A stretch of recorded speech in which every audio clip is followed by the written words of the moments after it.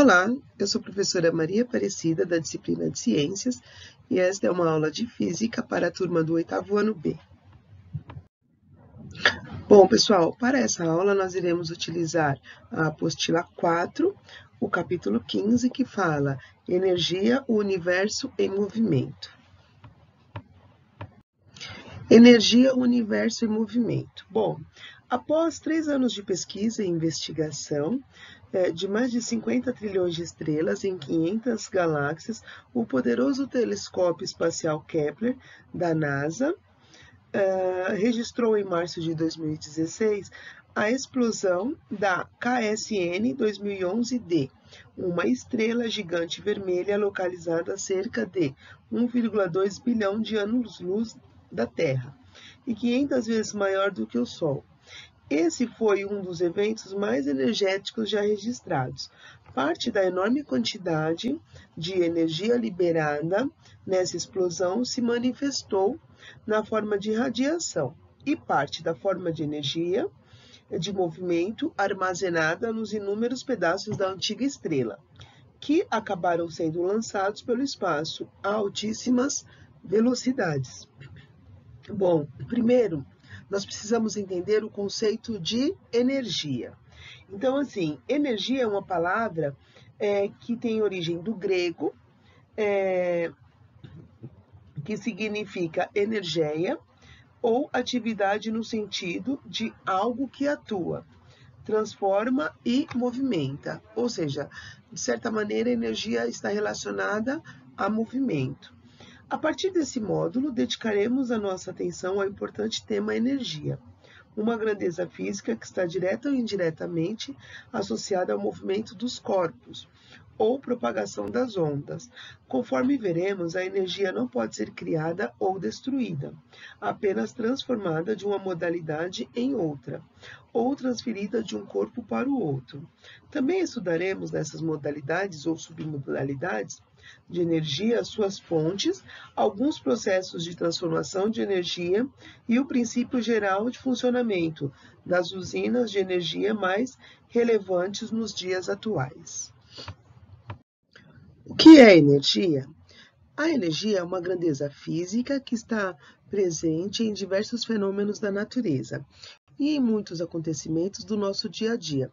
Exemplos não faltam. A barra de chocolate que forneceu energia para o maratonista, o meu ar-condicionado consome muita energia elétrica, o sol fornece energia para as plantas, o terremoto liberou tanta energia que destruiu uma cidade inteira, etc. Então, nós precisamos entender o conceito de energia. Mas o que há em comum em todos esses exemplos?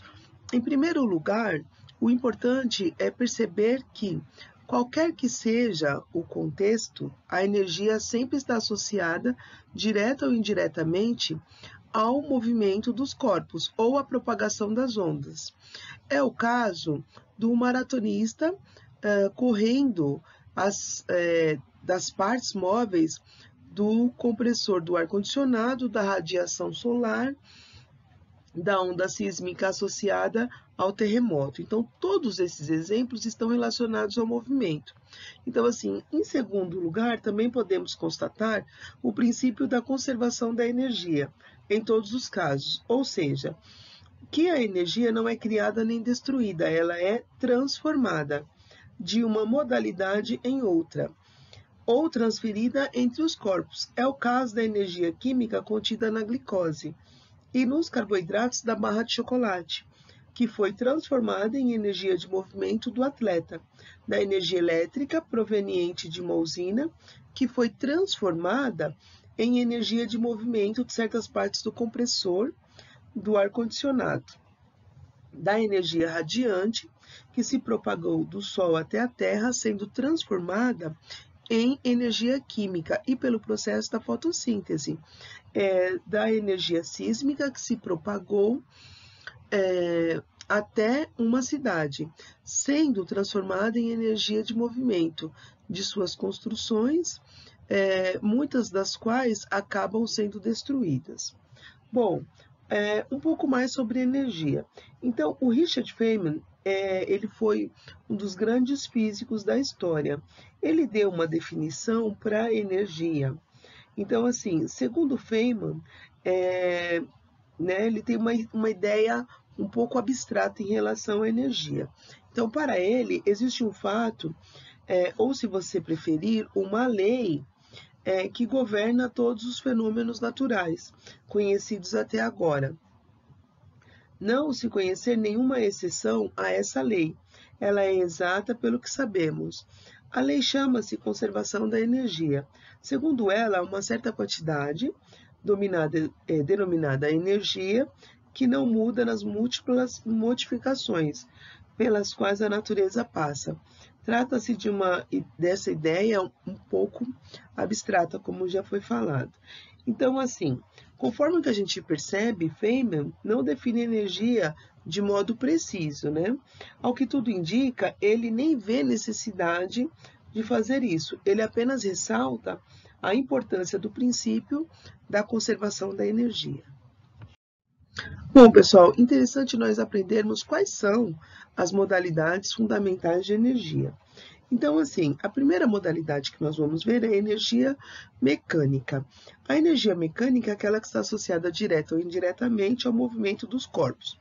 Um carrinho de montanha-russa que se movimenta pelos trilhos, por exemplo, tem energia mecânica. Essa energia mecânica, ela ainda pode ser dividida em duas submodalidades, que é a cinética e a potencial.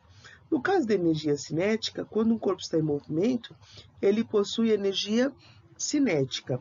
Quanto maior for a massa desse corpo e maior for a sua velocidade, maior será a sua energia cinética.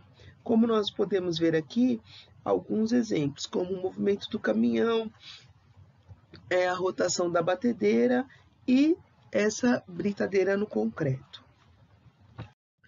Energia potencial. Quando um corpo se encontra em uma determinada situação em que não há necessariamente movimento, mas existe a tendência, a possibilidade, a iminência, né, de que ele se movimente, dizemos que o corpo possui uma energia potencial.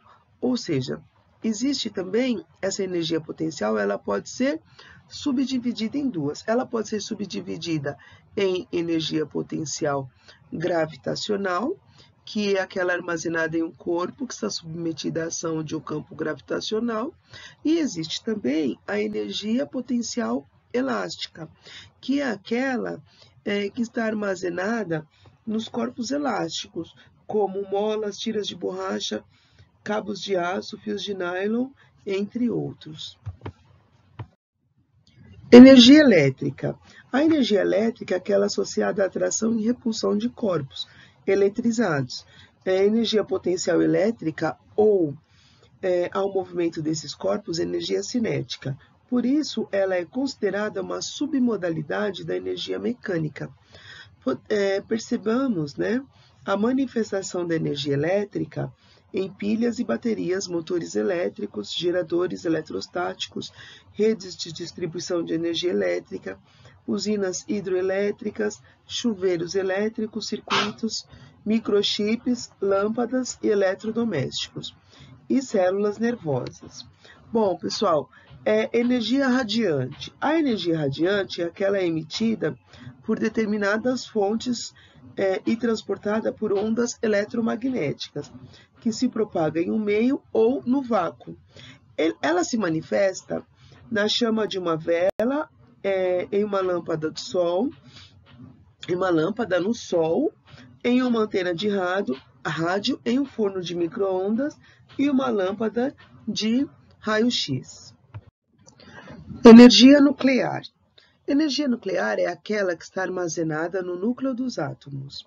Ela está presente em muitos exames médicos, em tratamentos quimioterápicos e em usinas termonucleares, em bombas atômicas e nas estrelas. Então, quando o núcleo de átomos de urânio de uma bomba nuclear,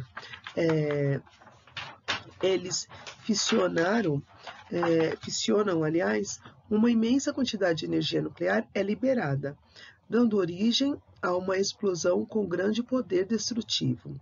O termo fissão é uma referência ao fato de que